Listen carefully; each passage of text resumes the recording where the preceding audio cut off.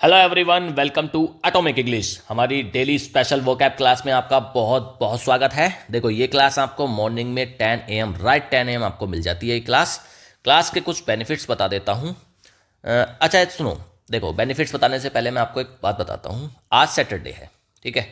कल के लिए संडे, कल संडे के लिए आपको टास्क देता हूँ। देखो, जो भी मंडे टू सैटरडे जितनी भी वोकैब की क्लास है, ठीक है, सारे सेशंस आप उठाओ, प्लेलिस्ट में जाना, वहाँ पर आपको मिल जाएंगे सारे मंडे टू सैटरडे की जितनी भी क्लासेस हैं। 6 क्लासेस, ठीक है, 6 की 6 क्लासेस 30 मिनट्स की ईच है। तो आप 6 की 6 क्लासेस को 2x की स्पीड पर देखना है बेटा। 2x की स्पीड पर देखो सारी ये सेक्शन, ठीक है। सारी क्लास 2x की स्पीड पर देखो। आधा आधा घंटे की है तो कितने देर में निमट जाएगा? ये 1.5 घंटे में आपका निमट जाएगा, ठीक है। सारा रिवाइज करो और आपके पास पीडीएफ अवेलेबल है, ठीक है। पीडीएफ आप टेलीग्राम चैनल से उठाओ सारी, और उसको देखो, आपको प्रिंट नहीं कराना। अगर आप प्रिंट कराओगे, मैं रोज पीडीएफ देता हूँ, आप परेशान हो जाओगे, यार इतना प्रिंट कहाँ से कराओगे। तो आप क्या करा करो, आप एक पेपर लिया करो या फिर कोई नोटबुक लो, उस पर आप नंबरिंग कर लिया करो। डेली की पीडीएफ में जितने क्वेश्चंस हैं आप उतनी नंबरिंग करो, और अपने जब जो अटैम्प्ट कर रहे हो उसके बस ऑप्शन मार्क करो, ठीक है, और वहाँ पर आप चेक कर लो।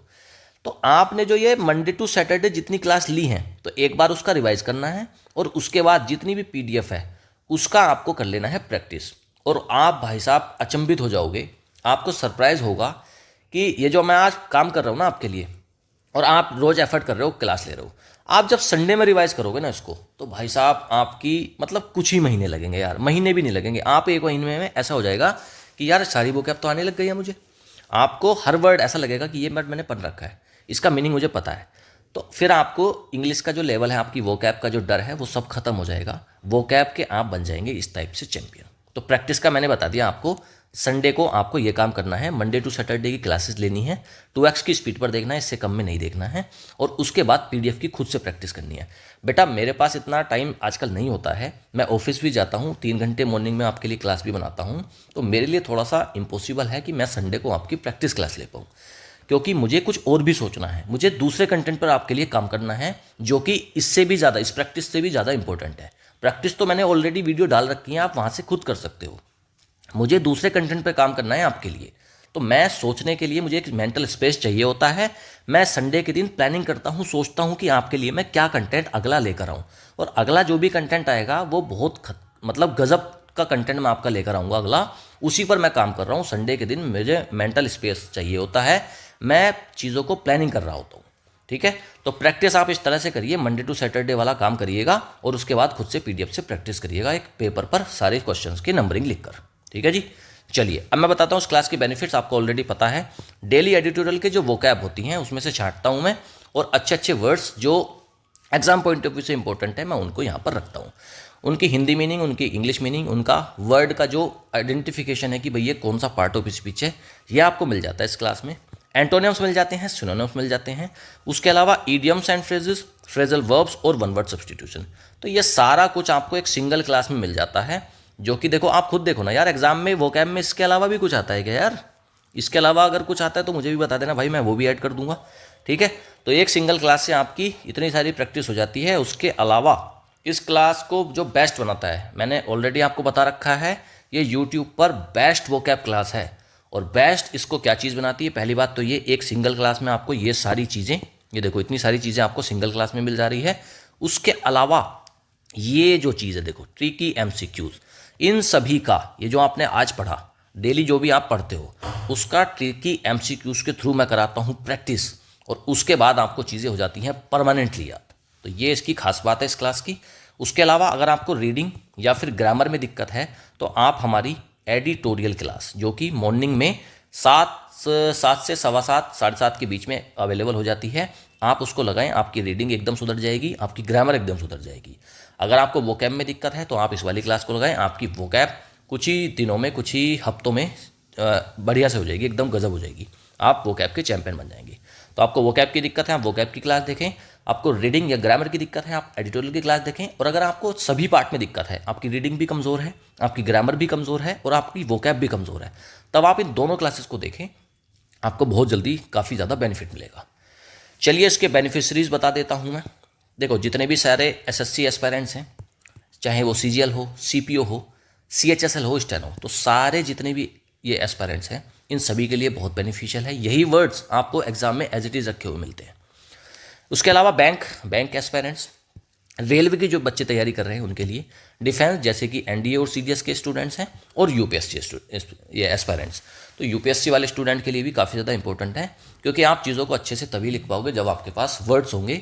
सही वर्ड्स का सिलेक्शन ही बहुत इंपॉर्टेंट होता है किसी भी आंसर राइटिंग में। तो आपके पास नॉलेज है लेकिन वर्ड्स नहीं है तो वो नॉलेज किसी काम की नहीं है। तो वोकैब यूपीएससी वाले स्टूडेंट्स के लिए भी बहुत ज़्यादा रोल प्ले करती है। ठीक है जी। चैनल पर अगर नए हैं तो चैनल को सब्सक्राइब ज़रूर कर लें।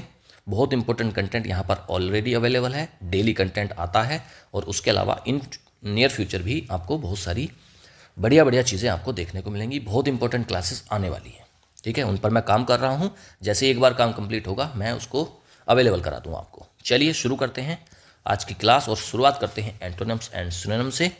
पहला है एमेनेबल, एडजेक्टिव होती है सहमत होने वाला या फिर उत्तरदायी, उसको बोलते हैं एमेनेबल। विलिंग टू अग्री और be influenced, open to suggestion, कोई ऐसा व्यक्ति है जो अग्री करता है, इन्फ्लुएंस होने की सहमत होने वाला है, उसी को बोलते हैं एमेनेबल। अग्रीएबल भी बोल सकते हो आप इसको। The new manager was amenable to employee feedback making the work place more efficient. जो नया मैनेजर था वह कैसा था, एमेनेबल था, मतलब अग्री करता था चीज़ों को, एम्प्लॉय का जो फीडबैक आता था उसको उस पर रेस्पॉन्स देता था या उसको एग्री करता था। Making the work place more efficient, जिससे क्या बन जाता था, जो वर्क प्लेस है उनका जो काम ऑफिस है वो कैसा बन जाता था, मोर एफिशिएंट, और ज़्यादा एफिशिएंट, और अच्छे से काम कर पाता था वो। सिनोनिम देखते हैं एमेनेबल का। देखो एमेनेबल तो सहमत होने वाला है, तो मतलब एग्रीएबल है। एग्रीएबल जो एग्री करने के लायक है, एग्री करता है जो, उसको बोलते हैं एग्रीएबल। रेस्पॉन्सिव है जो रेस्पॉन्स देता है। रिसेप्टिव होता है भाई, है ना, तो ये तीनों इसके सिनोनिम में जाते हैं। रिसेप्टिव को मार्क कर लो, तो यही है कि जो सहमत होता है, एग्री होता है, उसको बोलते हैं एमेनेबल। एक तरफ तो सहमत हो रहा है ना, एग्रीएबल है, लेकिन दूसरी तरफ स्टबोर्न है, जिद्दी है, अड़ जाएगा तो फिर वो एग्री नहीं करेगा, बस अपनी बात पे अड़ जाएगा। अनकोऑपरेटिव है, मतलब वो कोऑपरेशन नहीं करता, है ना, कोऑपरेटिव नहीं है वो। रेजिस्टेंट है, मतलब वो रेजिस्ट करेगा चीज़ों को, जिद करेगा कि मैं ये काम नहीं करूँगा। तो रेजिस्टेंट को कर लो और स्टबोर्न को मार्क कर लो, ये अच्छे वर्ड्स हैं। जुरिस्डिक्शन वर्ड है अगला, नाउन होता है, इसका मतलब होता है अधिकार क्षेत्र या फिर न्यायिक शक्ति। The legal authority to make decisions और जजमेंट, एक लीगल अथॉरिटी है कि भाई आप यहाँ तक इस फैसले को डिसीजन ले सकते हो, जजमेंट कर सकते हो, उसको बोलते हैं jurisdiction. The case was outside the jurisdiction of the local court, भाई एक दायरा है, एक सीमा है, जैसा होता है ना, जैसे मान लो कोई डिस्ट्रिक्ट है, सपोज करो एक डिस्ट्रिक्ट है और उस डिस्ट्रिक्ट के बॉर्डर को पार, जैसे ये डिस्ट्रिक्ट है यहाँ तक, ठीक है, यहाँ तक बॉर्डर है, ये बॉर्डर पार करके यहाँ पर कोई घटना हो गई, तो यहाँ जैसे ए नाम का कोई डिस्ट्रिक्ट है और एक बी नाम का डिस्ट्रिक्ट है और ये बॉर्डर है, ठीक है, और ये घटना हुई है यहाँ पर, तो ये आ गया बी, ये कहाँ पर आया, ये जो घटना हुई ये बी डिस्ट्रिक्ट के जुरिस्डिक्शन में हुई, तो ए डिस्ट्रिक्ट के जुरिस्डिक्शन से बाहर हो गई, मतलब उसके कार्य क्षेत्र से बाहर हो गई ये, ठीक है जी, तो उसको बोलते हैं जुरिस्डिक्शन। अथॉरिटी है, कंट्रोल है भाई, वहाँ तक कंट्रोल है। डोमिनियन है, तीन इसके सिनोनिम हो गए, डोमिनियन को मार्क करो। अच्छा, एक तरफ तो भाई देखो जुरिस्डिक्शन है, कंट्रोल में है चीज़ें, उसकी रेंज में आ रही हैं, ठीक है, रेंज भी बोल सकते हैं इसको, लेकिन दूसरी तरफ पावरलेसनेस है, उसकी पावर नहीं चल रही वहाँ पर। इम्पोर्टेंस है, हेल्पलेसनेस है ना, हेल्पलेसनेस है, वो वहाँ पर हेल्प नहीं कर सकता चीज़ों को, तो ये इंपॉर्टेंस को मार्क कर लो, ये अच्छा वर्ड है। तीन इसके एंटोनिम्स हो गए, पावरलेसनेस, इंपॉर्टेंस और हेल्पलेसनेस। इंपॉर्टेंस की स्पेलिंग ध्यान से देखना, इसमें आर नहीं है। इंपॉर्टेंस तो उसको बोलते हैं ना, इंपॉर्टेंस किसी चीज़ का महत्व होना, तो उसको बोलते हैं, लेकिन ये क्या है, इंपॉर्टेंस है, ठीक है जी। तो तीनों इसको आप इसको मार्क कर ले इंपॉर्टेंस को, और तीन इसके एंटोनिम हो गए। कूड़े वाली आ गई है, कूड़ा डालो। वैसे कूड़े वाले हम हैं या ये लोग हैं, आप बताओ मुझे, ये जो कूड़ा लेने आते हैं रोज, कूड़े वाले ये हैं या हम हैं? कूड़े वाले तो यार हम हैं ना, ये तो सफाई वाले हैं। चलिए, कहीं पढ़ा था यार मैंने, ये बात अच्छी लगती है इसलिए बोल दिया। अंडरमाइन होता है वर्ब, अच्छा इसका मतलब होता है अंडरमाइन का कमज़ोर करना, नीचा दिखाना। इंग्लिश मीनिंग देखो, टू वीकन ग्रेजुअली और सब्टली, ठीक है, सटली, बी साइलेंट रहता है इसमें, सटली बोल देते हैं इसको।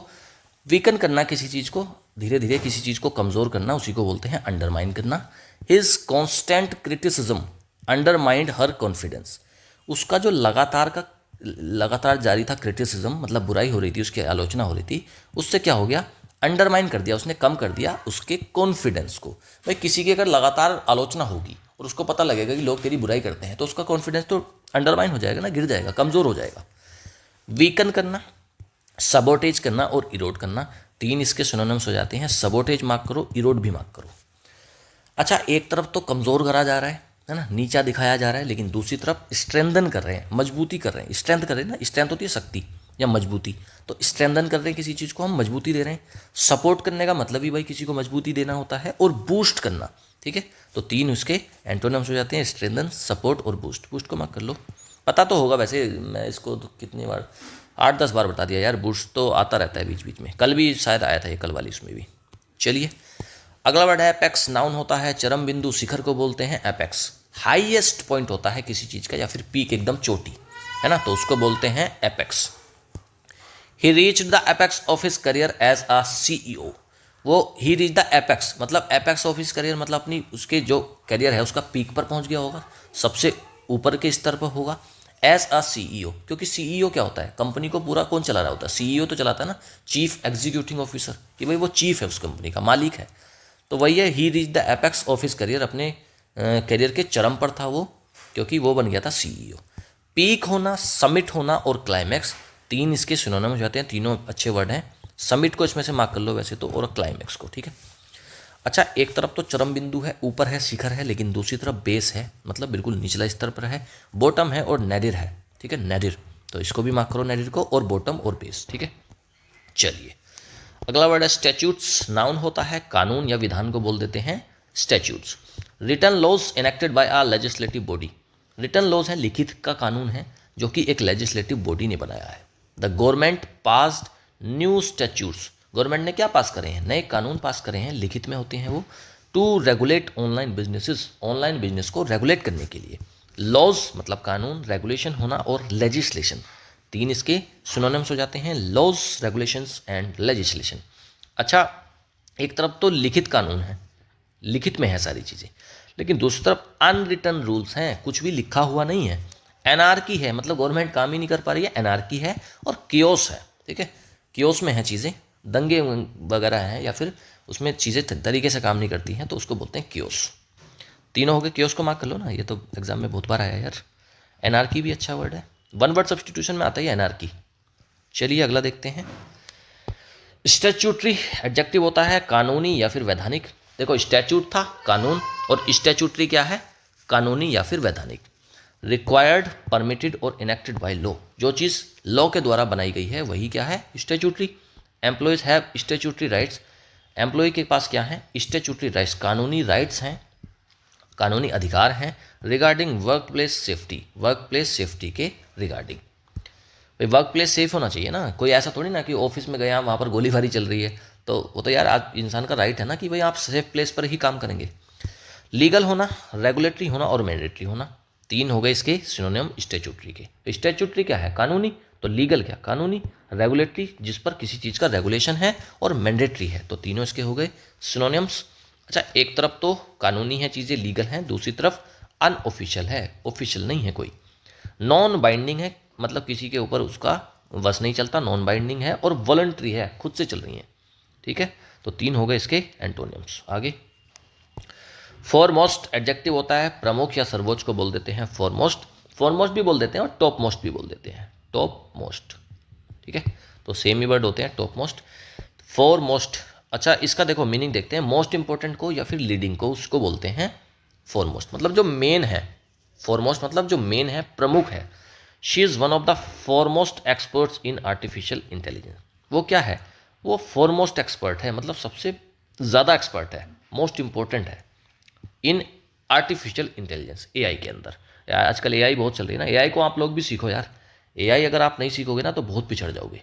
तो AI का जितना ज़्यादा से ज़्यादा यूज़ कर सकते हो करो, पढ़ाई में करो और चीज़ों में करो, रिसर्च में करो, है ना।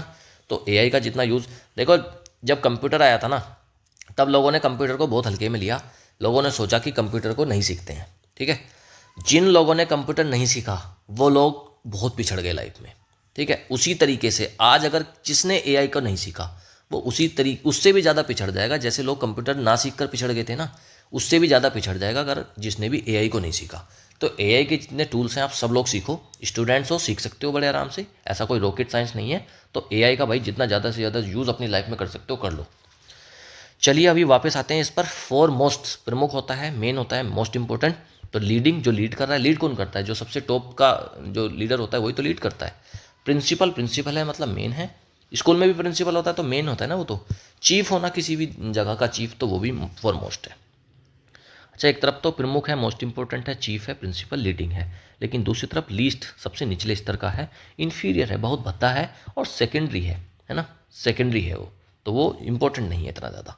तीनों इसके एंटोनिम्स हो जाते हैं। आगे क्रेडिबल, क्रेडिबल क्या होता है? एडजेक्टिव होता है भाई, विश्वसनीय या फिर प्रमाणिक को बोलते हैं। बिलीवेबल है कोई चीज़, ट्रस्टवर्दी है, जिस पर भरोसा करा जा सकता है, विश्वसनीय है, वही होता है credible. The journalist always provides credible sources for her articles. Journalist क्या करता है, हमेशा क्या प्रोवाइड करता है? क्रेडिबल मतलब विश्वसनीय सोर्स प्रोवाइड करता है फॉर हर आर्टिकल्स, अपने आर्टिकल्स के लिए। रिलायबल है, ट्रस्टवर्दी है, रिलाई कर सकते हो आप ना उस पर। रिलायबल क्या है कि आप उस पर रिलाई कर सकते हो। ट्रस्टवर्दी है, वर्दी होता है लायक, और ट्रस्ट क्या है? भरोसा। जो चीज़ भरोसे के लायक है वो होती है, दो वर्ड से हो ना, ट्रस्ट और वर्दी। तो ट्रस्टवर्दी, ट्रस्ट करने के लायक है, वही है ट्रस्टवर्दी। कन्विंसिंग है, कन्विंस कर लेता है वो, तो क्रेडिबल हो गया। अच्छा, एक तरफ तो विश्वसनीय है, बिलीव कर सकते हैं आप उस पर, ट्रस्टवर्दी है, लेकिन दूसरी तरफ अनरिलायबल है, उस पर आप निर्भर नहीं रह सकते, रिलाई नहीं कर सकते। डाउटफुल है, संदेह है उस पर, और अनबिलीवेबल है, उस पर विश्वास नहीं किया जा सकता। अगला वर्ड एक्सपैंड, वर्ब होता है विस्तार करना या बढ़ाना, उसको बोलते हैं एक्सपैंड करना। To increase in size, size में, नंबर में, या फिर किसी चीज़ की इंपॉर्टेंस को बढ़ा देना, चौड़ा कर देना, फैला देना, वही होता है एक्सपैंड।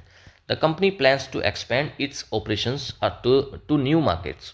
कंपनी ने क्या प्लान करा है कि वो एक्सपैंड करेगा, बढ़ाएगी क्या? अपने ऑपरेशंस को टू न्यू मार्केट, नए जो मार्केट्स हैं उनकी तरफ अपनी प्लान्स को बढ़ाएगी, ऑपरेशंस को बढ़ाएगी। एनलार्ज करना मतलब बड़ा, एनलार्ज, लार्ज होता है बड़ा, एनलार्ज होता है बढ़ाना, चीज़ों को बड़ा करना। एक्सटेंड करना, वही एक्सपेंड और एक्सटेंड सेम है। ग्रो करना मतलब बढ़ना। अच्छा, एक तरफ तो चीज़ें बढ़ाई जा रही हैं, बढ़ रहा है, विस्तार हो रहा है, लेकिन दूसरी तरफ श्रिंक हो रहा है, सिकुड़ रहा है, रिड्यूस कर रहे हैं, कम कर रहे हैं, और कॉन्ट्रैक्ट कर रहे हैं, वही सिकुड़ना। तो तीनों इसके एंटोनिम्स हो जाते हैं। कॉन्ट्रैक्ट मार्क करो और श्रिंक को भी मार्क करो। नेक्स्ट अगला है प्रोसिक्यूशन। नाउन होता है अभियोजन, अभियोजन और मुकदमा। The process of conducting legal proceedings against someone. किसी के खिलाफ कानूनी कार्रवाई होती है, उस कानूनी कार्रवाई को ही बोलते हैं prosecution. The prosecution presented strong evidence against the accused. अच्छा, प्रोसिक्यूशन क्या है? एक तरीका का एक डिपार्टमेंट भी है प्रोसिक्यूशन डिपार्टमेंट, जो केस लड़ता है स्टेट की तरफ से, तो उसको बोल देते हैं प्रोसिक्यूशन डिपार्टमेंट। तो उसी के बारे में बताया, the prosecution presented strong evidence against the accused. तो एक्यूज के खिलाफ, जो मुजरिम है उसके खिलाफ काफ़ी ज़्यादा स्ट्रॉन्ग एविडेंस पेश करे हैं प्रोसिक्यूशन ने। तो प्रोसिक्यूशन के दो यूज़ हो गए, एक तो नाउन के तरीके से यूज़ हो गया, और ये प्रोसिक्यूशन मतलब प्रोसेस को भी बोल देते हैं, और एक डिपार्टमेंट भी है। तो प्रोसेस, जो इसका प्रोसेस है प्रोसिक्यूशन, तो मतलब लीगल एक्शन हो गया। ट्रायल चल रहा है ना कोर्ट में, ट्रायल, कोर्ट ट्रायल हो रहा केस का। ट्रायल मतलब वो अभी प्रक्रिया में है। लिटिगेशन चल रही है, तो ये तीनों इसके हो गए सिनोनिम। लिटिगेशन मार्क करो, ट्रायल मार्क करो, दोनों बहुत अच्छे वर्ड हैं। अच्छा, एक तरफ तो ट्रायल चल रहा है, प्रोसिक्यूशन हो रहा है, केस चल रहा है, लीगल प्रोसीडिंग्स हो रही हैं, लेकिन दूसरी तरफ उसका डिफेंस हो रहा है, उसको वो अपने बचाव में काम कर रहा है, या फिर एक्विटल हो गया या छोड़ दिया गया है। एक्सोनरेशन, तो तीन इसके एंटोनिम्स हो जाते हैं, डिफेंस, एक्विटल और एक्सोनरेशन। एक्सोनरेशन को मार्क करो और एक्विटल को मार्क करो, ये तीन दोनों वर्ड बहुत इंपॉर्टेंट है। इनका मतलब होता है छोड़ देना, मुक्त कर देना। ईडियम्स एंड फ्रेजेस देखते हैं अब। और ईडियम्स एंड फ्रेज शुरू करने से पहले अगेन हमेशा की तरह रोज़ बताता हूँ मैं, 200 most important idioms and phrases की वीडियोस, दो वीडियोस अवेलेबल हैं, दोनों में 100 ईडियम्स एंड फ्रेजेस रखे हैं, और वो बहुत ज़्यादा इंपॉर्टेंट है। हर एग्जाम में आपको वहाँ से 2-3 ईडियम्स एंड फ्रेजेस जरूर देखने को मिलेंगे, ठीक है जी। तो उनको आप जरूर पढ़ लें, वो रिपीट होते हैं हर एग्जाम में, वो मोस्ट इंपॉर्टेंट है भाई, मस्ट वॉच है हर स्टूडेंट के लिए, जरूर देखें उसको। 1-1 घंटे के हैं, आप अगर उसको 2x की स्पीड में देखेंगे तो वो 1 ही घंटे में कंप्लीट हो जाएंगे दोनों। तो उनको आप कर लें, आप आसानी से 2-3 मार्क्स अपने सिक्योर कर लेंगे एग्जाम में। कट बोथ वेज, दोनों तरफ प्रभाव डालना है, बोथ पॉजिटिव एंड निगेटिव है। कोई चीज़ है, आपने दोनों तरीके से, कोई चीज़ है वो दोनों तरफ से इफेक्ट डाल रही है, उसका पॉजिटिव इफेक्ट भी है और निगेटिव है, उसी का मतलब होता है cut both veg. Increased automation cuts both ways, it improves efficiency but reduces jobs. जो इंक्रीज्ड ऑटोमेशन हुआ है उससे क्या हुआ है, दोनों तरफ प्रभाव पड़े हैं, मतलब उसके पॉजिटिव इफेक्ट्स भी हैं और निगेटिव भी। पहला तो ये इंप्रूव करती है एफिशिएंसी को, लेकिन उसके साथ में क्या करती है, रिड्यूस करती है जॉब को। तो इंप्रूव भी कर रही है एफिशिएंसी, लेकिन रिड्यूस भी कर रही है जॉब को। तो दो हो गए, कट बोथ वेज, मतलब दोनों तरफ से प्रभाव डालना, निगेटिव भी और पॉजिटिव भी। कट नो आइस, प्रभाव ना डालना, उसको बोलते हैं cut no ice. Have no effect और इन्फ्लुएंस। भाई आपसे कहा गया कि भाई बर्फ़ का काटना है, बर्फ़ का एक बड़ा सा टुकड़ा होता है ना, बार होता है ना इतना बड़ा सा। अब बोला गया कि आप इसको काटना है, लेकिन आपने उसको कट नो आइस, आपने बिल्कुल नहीं काटा। तो मतलब क्या, कोई प्रभाव ही नहीं डाला, कोई इन्फ्लुएंस ही नहीं पड़ा, उसका कोई इफेक्ट ही नहीं निकला। हिज एक्सक्यूज़, उसके जो एक्सक्यूज़ थे, cut no ice with the principal, उसके जो एक्सक्यूज़ थे उसका प्रिंसिपल पर कोई प्रभाव नहीं पड़ा, कोई इफेक्ट इन्फ्लुएंस नहीं पड़ा। क्रिएचर कंफर्ट, क्रिएचर होता है प्राणी, कंफर्ट होता है आराम, सुख, ठीक है। तो क्रिएचर कंफर्ट्स, तो मतलब क्रिएचर की जो कंफर्ट्स हैं, सुख सुविधाएं, उसी को बोल देते हैं creature comforts. Material comforts that make life enjoyable, material comforts हैं, सुख सुविधाएं हैं जो लाइफ को ईजी बना देती हैं, एंजॉयबल बना देती हैं, उसी को बोलते हैं creature comforts. He prefers creature comforts like air conditioning and a soft bed. वो क्या प्रीफर करता है, क्रिएचर कंफर्ट्स को, जैसे कि सुख सुविधाओं को, कौन सी, एयर कंडीशनर, एसी और soft bed.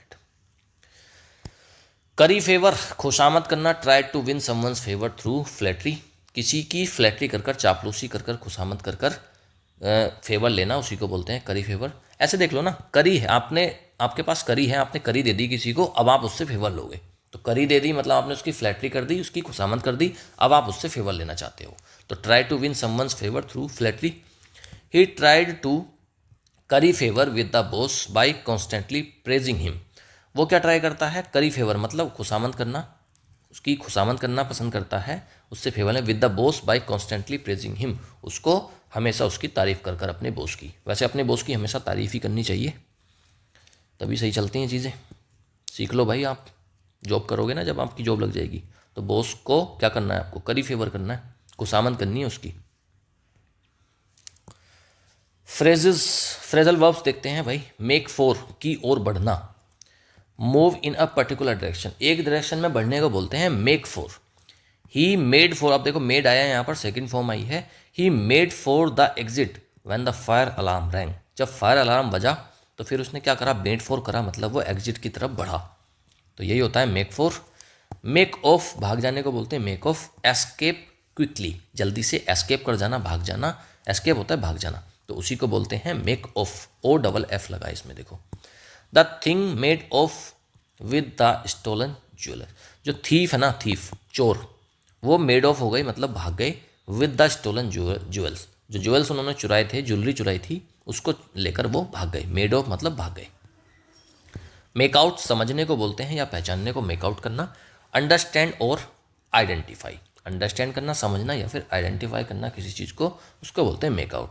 I could बेयरली make out his hand writing, उसके हैंड राइटिंग को मैं मुश्किल से क्या कर सकता हूँ, मेक आउट कर सकता हूँ, समझ सकता हूँ। तो मतलब क्या है, मेकआउट मतलब समझना। बहुत लोगों की हैंड राइटिंग कैसी होती है ना, बहुत गंदी होती है। डॉक्टर्स की हैंड राइटिंग कैसी होती है, आप उनको मेकआउट नहीं कर सकते, आप उसको समझ नहीं सकते। मेकअप, अगला वर्ड है मेकअप, बनाना या फिर समझौता करना, उसको बोलते हैं मेकअप। कंपनसेट फॉर और रिकॉन्साइल, दोबारा से सुलह कर लेना या फिर बनाना कोई चीज़, उसको बोलते हैं मेकअप करना। They had a fight but later made up, उनकी एक फाइट हुई थी बट बाद में, लेटर मतलब बाद में, made up second form I है मेड अप, तो मतलब क्या है, बाद में उनकी सुलह हो गई, रिकॉन्साइल हो गई। मैंने रिकॉन्साइल वर्ड आपको ऑलरेडी पढ़ा रखा है, ठीक है। चलिए आगे वन वर्ड सब्स्टिट्यूशंस देखते हैं। और शुरू करने से पहले मैं आपको अगेन बताना चाहता हूँ 200 most important repeated one word substitution already 2 parts में अवेलेबल है चैनल पर, प्लेलिस्ट सेक्शन में मिल जाएंगे, और वो बहुत ज़्यादा इंपॉर्टेंट है। हर एग्जाम में वहाँ से 2 से 3 वन वर्ड सब्स्टिट्यूशन ज़रूर रिपीट होते हैं। आप जाइए उसको ज़रूर देखिए, आपके 2 से 3 मार्क्स सिक्योर हो जाएंगे किसी भी आने वाले एग्जाम के लिए। चलिए अब देखते हैं, वर्ड है एपोप्लेक्सी। नाउन होता है एक, अति क्रोध, बहुत ज़्यादा क्रोध है या पक्षपात हो रहा है, उसको बोलते हैं एपोप्लेक्सी। एक्सट्रीम एंगर और स्ट्रोक, उसको बोलते हैं apoplexy. His sudden apoplexy at the decision shocked everyone. उसकी जो सडन एपोप्लेक्सी थी, बहुत ज़्यादा उसका एंगर था डिसीजन में, तो उसने क्या कर दिया, शॉक कर दिया एवरीवन, मतलब सभी को। एपोप्लेक्सी मतलब एक्सट्रीम एंगर हो गया। अप्रेजल, अप्रेजल तो पता होगा यार सभी को, नाउन होती है ये, मूल्यांकन या फिर आकलन करने को बोलते हैं अप्रेजल। असेसमेंट होना या फिर इवेल्युएशन होना। The annual appraisal determine his salary increase. जो एनुअल अप्रेजल है, वो जो उसका असेसमेंट है, एनुअल मतलब वार्षिक मूल्यांकन जो है किसी चीज़ का, डिटरमाइंड हिज सैलरी इंक्रीज, उससे क्या डिटरमिन होगी, उसकी सैलरी में बढ़ोतरी जो होगी, वो अप्रेजल उसका होता है। अरेना नाउन होता है, अरेना क्षेत्र को बोलते हैं या फिर प्रतियोगिता स्थल। A place of activity, conflict और कंपटीशन। देखो अखाड़ा होता है ना, अखाड़ा जैसे फाइट हो रही है कहीं पर, कुश्ती हो रही है, दंगल हो रहा है, तो वो जो जिस उसमें होता है ना, जिस एरिया में वो रिंग होता है वो ना, उसको बोलते हैं अरेना। ही एंटर्ड, वहाँ पर होता है ना रस्सियाँ बंधी रहती हैं चारों तरफ और बीच में फिर वो लड़ रहे होते हैं फाइटर्स, तो उसको बोलते हैं Arena. He entered the political Arena at a young age. अब देखो अरेना एक तरह का वो वाला प्लेस भी हो गया, लेकिन अगर उसको और तरीके से यूज़ करें तो वो फिर हो जाएगा अखाड़ा। अखाड़ा तो वहाँ पर वो जगह हो गई, लेकिन अगर वैसे यूज़ करेंगे कि भाई वो पॉलिटिकल अरेना में आ गया, उसके एरिया में आ गया, ठीक है। He entered the political Arena, तो पॉलिटिकल अरेना में आ गया एट अ यंग एज, एक यंग एज में, एक बहुत छोटी सी उम्र में, तो अरेना भाई अखाड़ा। आगे आर्सोनिस्ट नाउन होता है, आग लगाने वाला अपराधी, उसको बोलते हैं जो आग लगाता है ना, जो पब्लिक प्रॉपर्टी में या कहीं भी किसी की प्रॉपर्टी में आग लगा देगा, तो उसको बोलते हैं arsonist. A person who deliberately sets fire to property, जो जानबूझकर प्रॉपर्टी में आग लगा देता है उसको बोलते हैं arsonist. The arsonist was arrested for setting fire to the building, तो आर्सोनिस्ट आग लगाने वाले को अरेस्ट कर लिया गया है for setting fire to the building, जो बिल्डिंग में आग लगा रहा था। तो ये सारी चीज़ें आज हमने पढ़ ली हैं। अब हम करते हैं वो ख़तरनाक काम, जिसके बाद सारी वोकैब जितनी भी आपने अभी तक पढ़ी है सब कुछ आपको इसी क्लास में याद हो जाएगा। हम करेंगे वोकैब प्रैक्टिस। ऑलराइट, चलिए फिर पहला करते हैं। Which word means open to influence और परसुएसन, जो आसानी से इन्फ्लुएंस हो सकता है, आसानी से मान सकता है चीज़ों को, उसको क्या बोलते हैं। प्रोसिक्यूशन तो केस चलने को बोलते हैं। फॉरमोस्ट हो गया सबसे इंपॉर्टेंट। एक्सपेंड बढ़ाने को बोलते हैं। बच्चा एमिनेबल, यही ऑप्शन हमारा करेक्ट है। एमिनेबल का मतलब होता है जो इन्फ्लुएंस हो सकता है आसानी से, है ना, उसी को बोलते हैं एमिनेबल। नेक्स्ट, जुरिस्डिक्शन का मीनिंग पूछा है भाई। जुरिस्डिक्शन का क्या मतलब है। जुरिस्डिक्शन का मतलब तो कार्य क्षेत्र हो गया ना, जहाँ पर पावर चलती है, उस क्षेत्र को बोलते हैं। एक लीगल अथॉरिटी है टू मेक डिसीजन, हाँ ये है। फिजिकल बाउंड्री तो नहीं है, फिलोसॉफिकल कॉन्सेप्ट भी नहीं है, काइंड ऑफ पनिशमेंट भी नहीं है। एक लीगल अथॉरिटी है कि जिसके बाद हम डिसीजन ले सकते हैं। ए ऑप्शन करेक्ट है। नेक्स्ट, अंडरमाइन का मतलब पूछा है भाई। अंडरमाइन अगर आप किसी को कर रहे हो, टू अंडरमाइन समवन, इसका क्या मतलब है। अंडरमाइन कर रहे हो उसको मतलब आप कमज़ोर कर रहे हो। सपोर्ट तो नहीं कर रहे। डिग टनल अंडर दियर हाउस, उनके घर में सुरंग तोड़ी खोद रहे हो। एनकरेज भी नहीं कर रहे उनको, हम कर रहे हैं वीकन, कमज़ोर कर रहे हैं, सबोटेज कर रहे हैं। C option correct. Closest meaning पूछा है। क्लोजेस्ट मीनिंग क्या होता है पता है। क्लोजेस्ट मीनिंग होता है सिनोनियम। एपेक्स का क्लोजेस्ट मीनिंग, एपेक्स होता है सबसे ऊपर का, है ना, सबसे टॉप। तो फाउंडेशन तो नीचे होता है, डिक्लाइन तो गिरने को बोलते हैं, और कोर भी नीचे होता है। पीक होता है सबसे ऊपर, चोटी। B option correct. स्टैच्यूट्स का मतलब पूछा है भाई। स्टैच्यूट्स आर रिलेटेड टू, किस चीज़ से रिलेटेड है। स्टैच्यूट्स क्या होते हैं, कानून होते हैं। फिजिकल स्ट्रेंथ तो होती नहीं है, स्टैच्यूट्स तो कानून है ना। बिजनेस का प्रॉफिट स्टैच्यूट्स नहीं होता। रिलीजियस बिलीव स्टैच्यूट नहीं है। स्टैच्यूट क्या है, लीगल रूल्स या फिर लॉ, उसको बोलते हैं स्टैच्यूट्स। B option correct. अच्छा, स्टैच्यूटरी क्या है भाई। A statutory requirement is one that is, statutory requirement क्या है जिसमें लॉ शामिल हो। ऑप्शनल तो है नहीं, सीक्रेटिव भी नहीं है, इम्पॉसिबल टू फुलफिल भी नहीं है। स्टैच्यूटरी रिक्वायरमेंट क्या है जिसमें लॉ की ज़रूरत होती है, कानून की ज़रूरत। B option correct. Most important और लीडिंग क्या चीज़ होती है। मोस्ट इंपॉर्टेंट मतलब सबसे ज़्यादा ज़रूरी। अंडरमाइन तो कम करना है, एक्सपेंड बढ़ाना है, क्रेडिबल विश्वसनीय। तो जो फॉरमोस्ट है जो चीज़, वही तो मोस्ट इंपॉर्टेंट है। फॉरमोस्ट मतलब most important. A option correct. कोई चीज़ which of these means believable है और ट्रस्टवर्दी है, उसमें बताओ किसको बोलते हैं। प्रोसिक्यूशन कानून, उसको बोलते हैं केस चलने को। जुरिस्डिक्शन क्षेत्र होता है कि यहाँ तक आपका कानून चलेगा, कंट्रोल चलेगा। स्टैच्यूटरी कानून से संबंधित है। जो चीज़ क्रेडिबल है वही तो बिलीवेबल है या फिर ट्रस्टवर्दी है, आप उसी पर तो विश्वास करोगे जो क्रेडिबल है। सी ऑप्शन करेक्ट। एक्सपेंड का मतलब पूछा। एक्सपेंड का मतलब क्या होता है। एक्सपेंड का मतलब होता है बढ़ाना। तो श्रिंक तो सिकुड़ना उसका उल्टा हो गया। रिप्लेस कर रहे हो, नहीं ये नहीं है। डिस्ट्रॉय भी नहीं कर रहे हो, आप उसको इंक्रीज कर रहे हो, उसका साइज या फिर उसका स्कोप, वही होता है expand. B option correct. Prosecution का मतलब पूछ रहा है कि भाई प्रोसिक्यूशन का क्या मतलब होता है।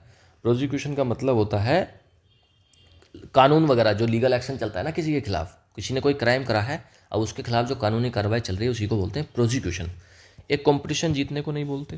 प्रोसेस ऑफ क्रिएटिंग लॉ नहीं, ये भी नहीं है। एक टाइप ऑफ गवर्नमेंट सिस्टम भी नहीं है। प्रोसिक्यूशन का मतलब है लीगल एक्शन हो रहा है किसी के खिलाफ, तो ए ऑप्शन करेक्ट। आगे cut both veg. Cut both veg का मतलब पूछा है कि कट बोथ वेज का मतलब क्या है।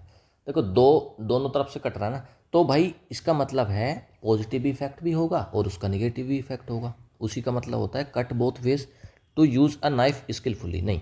देखो कट का मतलब है, कभी भी ना जब इडियम आता है उसका लिटरल मीनिंग नहीं होता। कट नाइफ का कोई मतलब नहीं है। टू बी एक्सट्रीमली केयरफुल नहीं, ये भी नहीं है। टू चूज़ वन साइड नहीं, दोनों। तो टू हैव बोथ, पॉजिटिव भी है उसका इफेक्ट और निगेटिव भी है। B option correct. Cut no ice, भाई पूरा एक बार है, आपने कोई सा भी नहीं कट काटा, मतलब क्या है कि आपका कोई भी इफेक्ट नहीं पड़ा। कन्विंसिंग नहीं है, कन्फ्यूजिंग नहीं है, मेल्ट अंडर प्रेशर भी नहीं है। इसका मतलब है कि भैया कोई नो इफेक्ट हुआ है। कट नो आइस मतलब इसका नो इफेक्ट है, कोई इफेक्ट नहीं है। B option. क्रिएचर्स कंफर्ट वही है जो ऐशो आराम चीज़ें हैं ना, कंफर्ट मतलब वही। बेसिक नेसेसिटीज बेसिक नहीं है, ऐशो आराम है, लग्जूरियस कंफर्ट है और कन्वीनियंस है। तो इसका कौन सा करेक्ट हो जाएगा? बी ऑप्शन करेक्ट हो जाएगा। बेसिक नहीं है, लग्जूरियस चीज़ें हैं, उनको बोलते हैं क्रिएचर कंफर्ट्स। टेकिंग केयर भी नहीं है, अवॉइड भी नहीं कर रहे रिस्पॉन्सिबिलिटी को। If someone is trying to curry favour, अगर कोई करी फेवर करने की कोशिश कर रहा है तो मतलब क्या है? चापलूसी या फिर फ्लैटरी करने की कोशिश कर रहा है जिससे उसको फ़ायदा मिले। फिर मेकिंग करी नहीं, करी थोड़ी बना रहे हैं, लिटरल मीनिंग नहीं कभी भी सेलेक्ट करना है। मैं आपको बता रहा हूँ करी का करी नहीं हो जाएगा एकदम से कि करी बना रहे हो। अवॉइड भी नहीं कर रहे रिस्पॉन्सिबिलिटी को, रिवेंज भी नहीं ले रहे। आप ट्राई कर रहे हो गेन फेवर थ्रू फ्लैटरी, तो इसका मतलब करी फेवर का यही होता है कि आप फेवर लेना चाह रहे हो फ्लैटरी के थ्रू। B option correct. Make for का मतलब पूछा है भाई, मेक फॉर का मतलब क्या होता है? किसी चीज़ को बनाना नहीं, डिस्ट्रॉय कर देना नहीं, हाइड भी नहीं करना। मेक फॉर का मतलब होता है ना किसी चीज़ की तरफ बढ़ना, move toward something. B option correct. Made off, भाई मेड ऑफ का क्या मतलब है ये पूछ रहा है। अगर आप किसी को मेड ऑफ करते हो तो मेड ऑफ का मतलब क्या होता है? तो आप चीज़ों को जल्दी छोड़ देते हो, वही होता है मेड ऑफ करना। Left quickly often after stealing, steel करने के बाद आप अचानक से एकदम भाग जाते हो, उसी को बोलते हैं मेड ऑफ। ये ऑप्शन करेक्ट। नेक्स्ट मेकआउट का मतलब पूछ रहा है भाई, मेकआउट का क्या मतलब होता है? तो मेकआउट का मतलब होता है स्ट्रगल टू अंडरस्टैंड और आइडेंटिफाई समथिंग। देखो कोई चीज़ अगर आपको समझ में नहीं आ रही तो आप उसको मेकआउट नहीं कर पा रहे, यही तो होगा। ए ऑप्शन करेक्ट हो जाएगा। मेकआउट करना मतलब किसी चीज़ को समझ में ना आना कोई चीज़, तो वही है मेकआउट। डिस्ट्रॉय नहीं कर रहे, इंप्रूव नहीं कर रहे, इग्नोर भी नहीं कर रहे। मेकअप का मीनिंग पूछा है भाई, मेकअप का क्या मीनिंग है? मेकअप का टू कंपनसेट फॉर समथिंग, किसी चीज़ के लिए कंपनसेट करना। आर्ग्यू नहीं करना है, फॉरगेट भी नहीं करना है, punish. A option he correct हो जाएगा इसमें, कंपनसेट करना किसी चीज़ के लिए। एपोप्लेक्सी, एपोप्लेक्सी का मतलब पूछा है भाई, एपोप्लेक्सी क्या होता है? एपोप्लेक्सी होता है ना बहुत ज़्यादा गुस्सा, उसको बोलते हैं एपोप्लेक्सी। एक पीसफुल तो है नहीं। कॉमन कोल्ड, अरे जुकाम को थोड़ी बोल देंगे एपोप्लेक्सी। लीगल टर्म भी नहीं है, ये है एक्सट्रीम एंगर और अ स्ट्रोक, बहुत ज़्यादा गुस्सा है, उसी को बोलते हैं apoplexy. B option correct. Next appraisal, appraisal तो मूल्यांकन होता है ना किसी चीज़ का। एक पनिशमेंट नहीं है कोर्ट ने दिया है जो, नहीं। एक मेथड ऑफ फार्मिंग का मेथड भी नहीं है, एक फाइनेंशियल क्राइसिस भी नहीं है। अप्रेजल का मतलब होता है एक ऐसा प्रोसेस है जहाँ पर इवेल्युएशन होगा या फिर असेसमेंट होगा। ए ऑप्शन करेक्ट। अरेना मैंने बताया ना, वो अखाड़ा होता है जहाँ पर जो कुश्ती वगैरह लड़ी जाती है या फाइट होती है, बॉक्सिंग होती है, उसको बोलते हैं अरेना। कि भाई ये अरेना है, यहाँ पर चारों तरफ रस्सियाँ बंधी हैं और यहाँ पर दो फाइटर आपस में लड़ रहे हैं, तो वही होता है arena. A place where battles and और कॉम्पिटिशन्स अकर, हाँ यही हो जाएगा ना, एक प्लेस है जहाँ पर बैटल हो रहे हैं, कॉम्पिटिशन हो रहा है। टाइप ऑफ नेचुरल डिजास्टर नहीं है, मेडिकल कंडीशन नहीं है, हिस्टोरिकल इवेंट नहीं है। अरेना का मतलब होता है अखाड़ा जहाँ पर बैटल हो रही है, युद्ध हो रहा है और कंपटीशन हो रहा है। आर्सोनिस्ट कौन होता है? आर्सोनिस्ट होता है वो व्यक्ति जो आग लगाता है। स्टील तो नहीं करता, कमिट फ्रॉड, फ्रॉड भी नहीं करता, defends people in court, people को भी डिफेंड नहीं करता। डिफेंड कौन करता है कोर्ट में? वकील करता है वो तो, काउंसिल।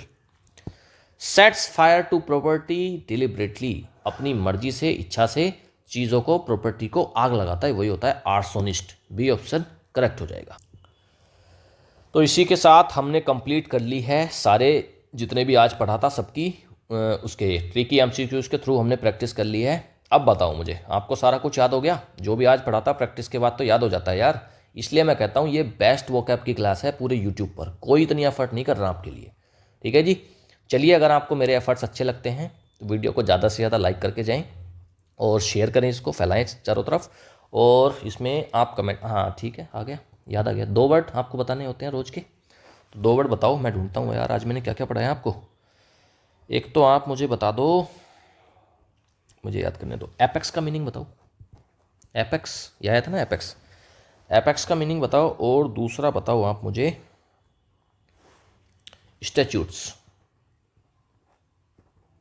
ठीक है, एपेक्स और स्टैच्यूट्स, इन दोनों का आप मुझे चाहे सिनोनिम बता दो, चाहे इनका मीनिंग बता दो, हिंदी इंग्लिश जिसमें भी आप कंफर्टेबल बता दो भाई। ठीक है, ये कमेंट में छोड़ना ज़रूर। और भाई मैंने अभी बताया था ना स्टार्टिंग में कि आपको क्या करना है, कल संडे है, कल आपको पूरे हफ्ते जो मैंने मंडे से लेकर सैटरडे तक जो आज की वीडियो भी है उन सबको आपको एक साथ वन गो में देखना है। और 2x की स्पीड में देखना, इससे कम में मत देखना, स्पीड में चले जाना। वो सब आपको याद है यार, वो आपको बस एक बार देख लेना है। देखने के बाद सारी PDF लेना, जो भी मैंने टेलीग्राम पर डाली हुई है वहाँ से PDF लेना। और PDF के बाद आप अपनी नोटबुक में सारे को मार्क करना, नंबरिंग देना, और वहाँ पर आप आंसर उसको लिख देना। ठीक है, और तब चेक करना आपको कितना हो। भाई साहब अगर आप इतने ये काम करना शुरू कर दिया ना तो आप वोकैब को, कब आपकी वोकैब पर मास्टरी हो जाएगी आपको पता भी नहीं लगेगा। ठीक है जी, ये काम करना आप कल, प्रैक्टिस करो खुद से। और मैं कल आपके लिए फिर कुछ सोचूंगा यार, अगला कंटेंट मैं तैयार कर रहा हूँ कि कब तक मैं उसको जल्दी से जल्दी आपके सामने लाऊं, अपलोड करें उन चीज़ों को। और क्लास आएगी यार, बहुत कुछ इंपॉर्टेंट सोचा है आपके लिए, एग्ज़ाम के पॉइंट ऑफ व्यू से बहुत इंपॉर्टेंट जो चीज़ है वो मैं अब शुरू करूँगा। अब उस पर मैं लगा हुआ हूँ, उसको बनाते हैं। ठीक है जी, चलिए चैनल को अगर अभी तक सब्सक्राइब नहीं करा है करिएगा subscribe. Alright, thank you, have a nice day, good bye.